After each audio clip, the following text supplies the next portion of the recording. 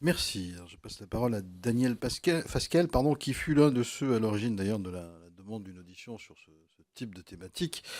Je parle sous le contrôle de Dino Cineri qui m'observe. Et là, il est du groupe Les Républicains. Merci, monsieur le Président. Non, je voudrais d'abord vous remercier d'avoir organisé cette table ronde. C'est vrai que c'est un sujet extrêmement important dont on ne parle quasiment jamais. Moi, je suis membre de la Commission des affaires économiques depuis 2008. Et c'est vrai que les occasions où nous avons évoqué ce sujet ont été extrêmement rares. Euh, il faut quand même le souligner. Et ça n'est pas une préoccupation qui est dans l'esprit, vous le citiez, des économistes qu'on entend régulièrement à la télévision, ou quand il y a des grands débats sur l'économie française, ce sujet-là, il n'intervient que rarement, ou alors quand il est traité dans les journaux économiques, c'est à l'occasion d'une affaire peut-être un peu spectaculaire, mais souvent de façon malgré tout anecdotique. Alors, il ne faut pas être ni paranoïaque, ni naïf. Il y a une concurrence entre les entreprises, et on a tendance à ne voir que la concurrence entre les entreprises, mais aussi une concurrence entre les États. Alors cette concurrence, elle existe, elle est normale, elle se déroule sur le plan normatif, des normes, du droit. Euh, les États vont faire évoluer leur législation sociale, fiscale, environnementale pour essayer d'attirer les investisseurs privés, pour essayer de prendre le dessus sur leurs concurrents. Alors, c'est une réalité, on peut le regretter. L'un des moyens de combattre ce phénomène qui tend parfois quand même à tirer les législations vers le bas, c'est de créer des normes européennes ou internationales. Et il y a à nouveau une lutte d'influence pour savoir quel État va imposer sa norme, que ce soit au plan européen ou au plan international. Et là, la France est parfois naïve, n'est pas suffisamment présente, elle n'est pas suffisamment présente à Bruxelles, elle n'est parfois pas suffisamment présente dans les cénacles internationaux où se décident ces normes. Et puis, jusque-là, il n'y a rien de choquant, ce sont des bras de fer, il faut en avoir conscience.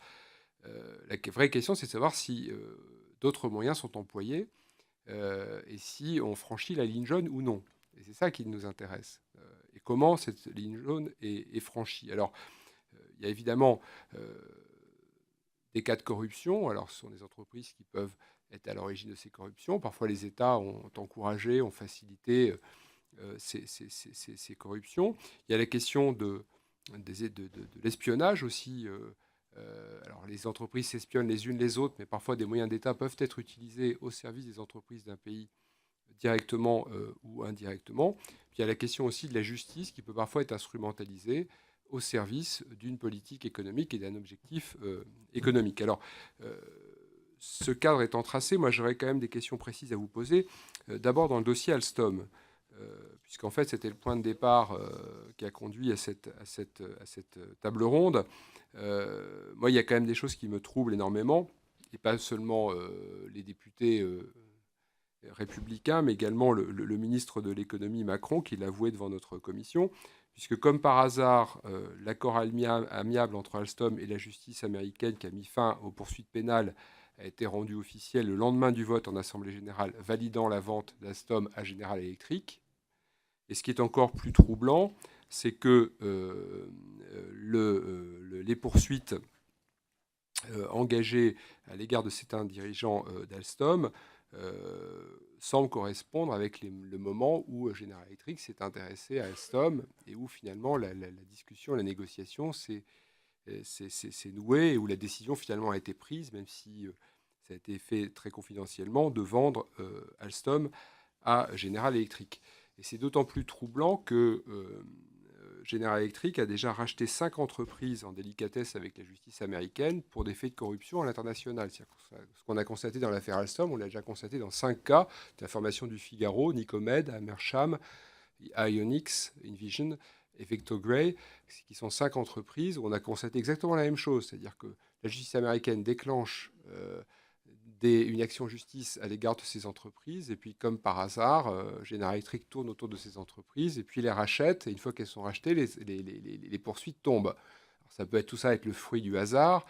Il ne faut pas être paranoïaque, mais il ne faut pas non plus être naïf. On a quand même le droit de se poser des questions. Donc, sur ce sujet précis, est-ce que vous avez des réponses à nous apporter? Est-ce que vous êtes posé les mêmes questions? Est-ce que vous avez voilà, des éléments à nous apporter aujourd'hui?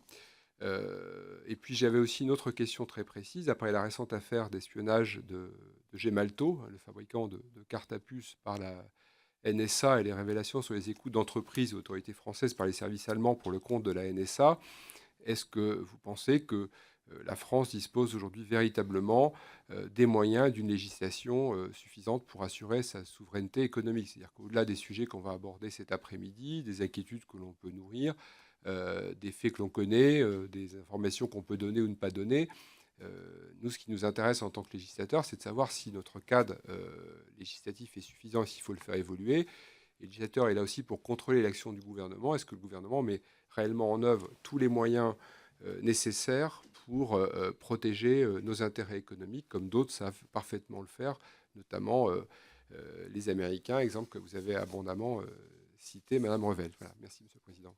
Merci, Michel.